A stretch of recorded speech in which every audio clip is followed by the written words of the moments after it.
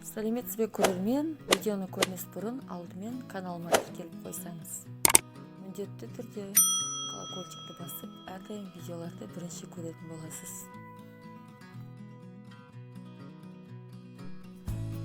Ойын балалар үшін өте қызықты ойынның бірі болды. Ойынның аты көңілді шарлар ойыны. Ойынның мақсаты бір бағыттан екінші бағытқа тепе-теңдікті сақтау арқылы көздеген мақсатына жете білу. Яғни шарларды түсіріп алмай жеткізу.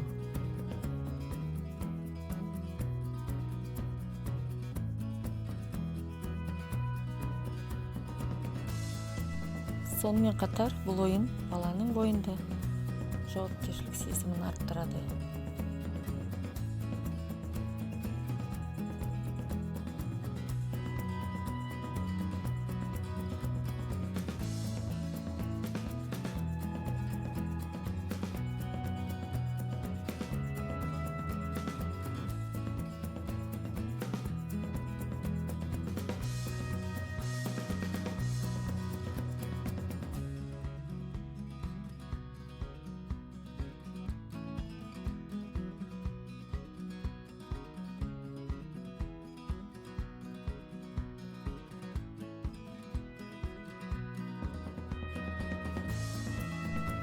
Балалардың ойыны ұнаса, міндетті түрде каналға тіркеліп, колокольчикті басып қойыңыз.